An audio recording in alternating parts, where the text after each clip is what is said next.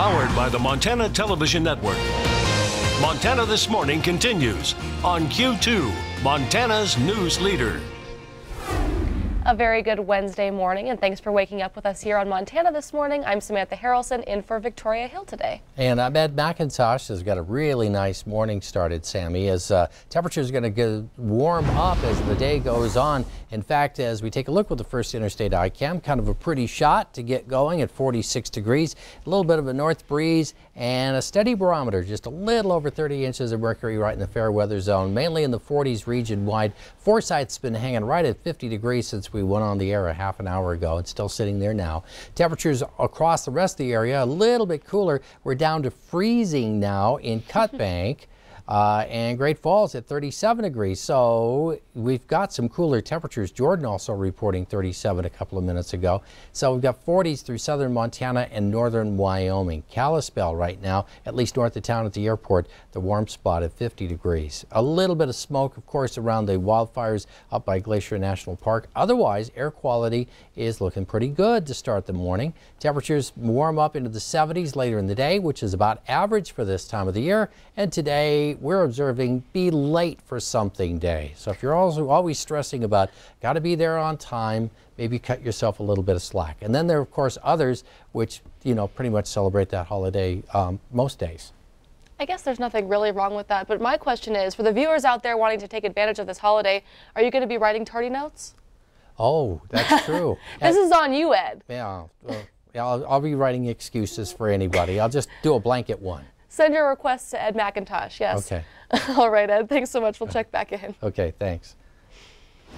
Turning now to some of our top headlines, legendary journalist Bob Woodward is coming out with a book about the Trump presidency, and the president is not happy about it. CBS News' Laura Podesta details some of the excerpts that have been released and the response from the White House.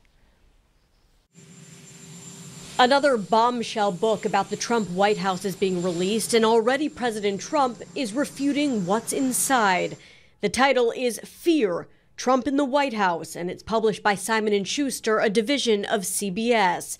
The author is famed Washington Post journalist Bob Woodward. In a tweet, Trump said the Woodward book has already been refuted and discredited by General Secretary of Defense James Mattis and General Chief of Staff John Kelly. Their quotes were made-up frauds, a con on the public. In one excerpt, Woodward writes that Kelly said of President Trump, he's an idiot. It's pointless to try to convince him of anything. He's gone off the rails. We're in crazy town. Defense Secretary James Mattis told close associates his commander-in-chief acted like and had the understanding of a 5th or 6th grader. Both Kelly and Mattis have denied making the statements. Woodward says the president was not made available to be interviewed for the book, and the Washington Post released this recording. Sorry we missed the opportunity to talk for the book.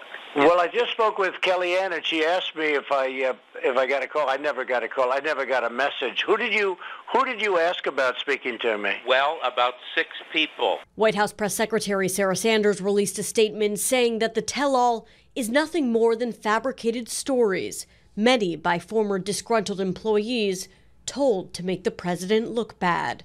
Laura Podesta, CBS News, New York. And this book is set for release September 11th.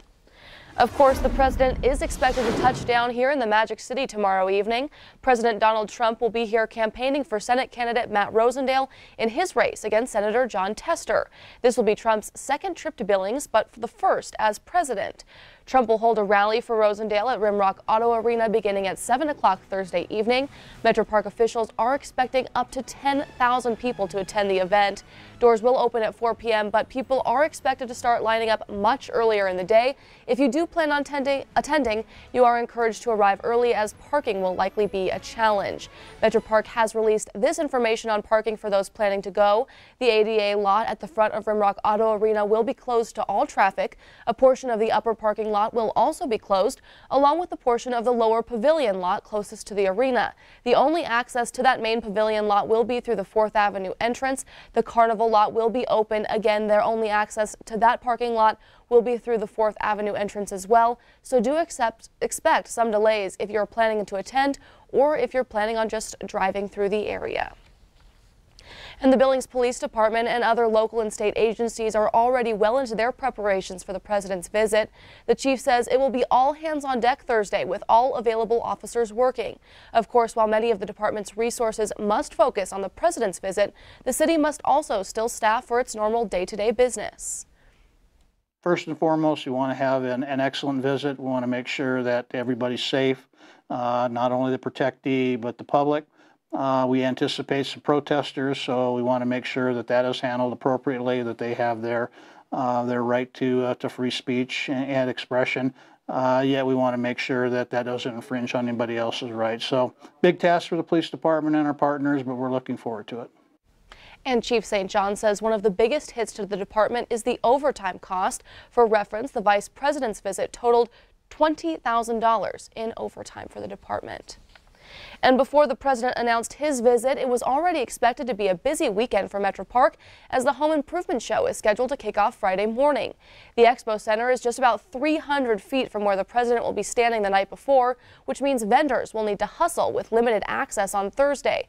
Promoter Mark Hadeen says initially they were told they would have to be out of the building by noon Thursday for Secret Service to be able to move in. The staff at Metro was able to extend that time until 3 p.m. Thursday. The Home Improvement Show runs Friday through Sunday. And another Trump cabinet member is on his way to Montana this week. Acting U.S. Environmental Protection Agency Administrator Andrew Wheeler will visit Butte and Anaconda this Friday. A top EPA figurehead has not visited the Butte Anaconda Superfund site since Administrator William Riley came with Senator Max Baucus in 1990.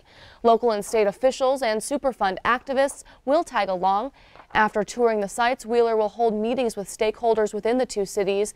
Those meetings will not be open to the public.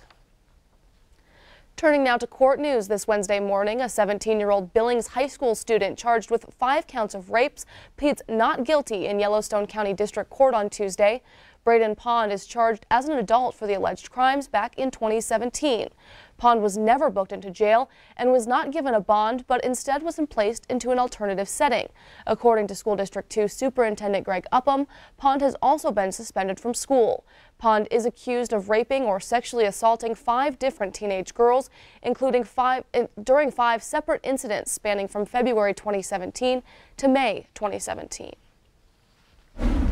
And in other news, a big decision is coming to voters in Bighorn County this November as county commissioners seek to expand the local jail. And they're promising voters it won't raise their taxes a dime.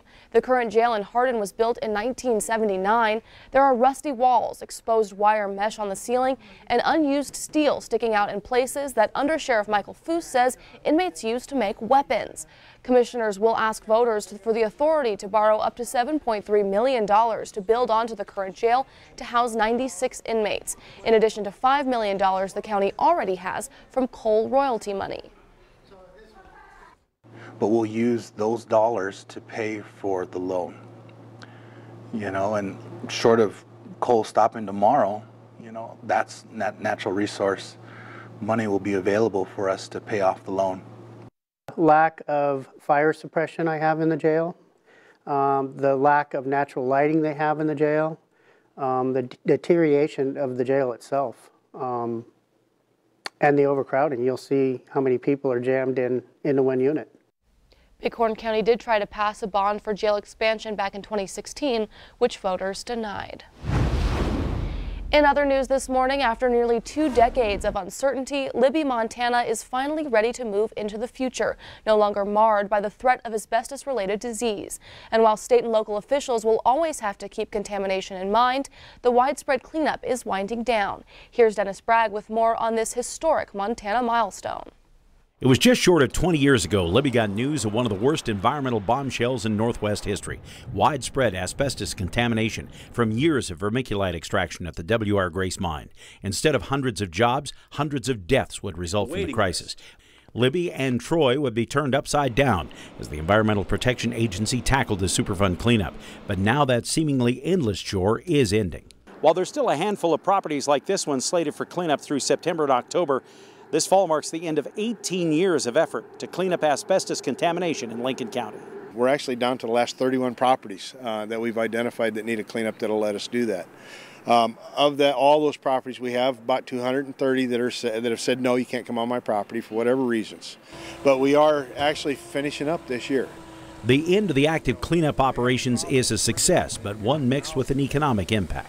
It's kind of one of those bittersweet memories, you know. I mean, it's real nice that we're going to be finishing up. I know the community's been waiting for us to be done and out of here for a long time, but also there's going to be a lot of people that are going to be losing their jobs, and it's in our world, we work ourselves out of a job, and when we do, we've done our job the way it's supposed to be. But we can all sit back and be proud of what we've done. We've made Libby a safer place to live. Safer for people like Jack Myers. He'd just bought his house the year the contamination was exposed in 1999. At first, he didn't favor cleanup, and unlike some, he didn't have to move. He actually bought donuts for the cleanup crew. To me, it was a kind of a baffling but an interesting process, you know. It was a very professionally done job, and like I said, with an engineering background, I could recognize good work. You have to have a clean bill of health if you think about future sales. There are 230 properties where owners opted out of the EPA cleanup for a variety of reasons. And what we've seen in the last few years is less than 5% of those properties even go to a cleanup anyways. So out of the 230, the most you'd have is 4 or 5 properties. So that's probably the good news of it. Over the next year, EPA will transition future cleanup responsibilities to the state of Montana and Lincoln County. Attention will turn to the 10,000-acre mine site itself, OU3, which already has been capped. We're actually getting into that feasibility where we take all the information we've gathered over the years, the different activity-based sampling, the different test plots, and the different activities and sampling that we've done up there, and use those to come up with what will be a combination of different things or one final remedy that'll work for OU3. But for now, a celebration of sorts is queuing up in Libby. Syrian points with pride at places like the park, which used to be a heavily contaminated industrial site, and now hosts family reunions, the Blues Festival, and weddings. So it's really been one of those really good success stories for Libby, and something that I think people will hopefully look at this and not even think about asbestos anymore. In Libby, Dennis Bragg, MTN News. Thanks so much, Dennis. And Syrian says the EPA has also learned some valuable lessons about working with people and communities during the Libby cleanup, lessons which they can help other communities in the future. Well, stick with us here on Montana This Morning. Still ahead, do you like the idea of camping without the heavy lifting and maybe without sleeping in the cold, hard ground? Well, glamping might just be the trend for you, and it has roots here in Big Sky Country. We'll tell you more after the break. Right now, it's 6:12 and 48 degrees outside. We'll be right back. You're watching MTN News with Victoria Hill and Storm Tracker weather with Ed McIntosh. This is Montana This Morning on Q2, Montana's news leader.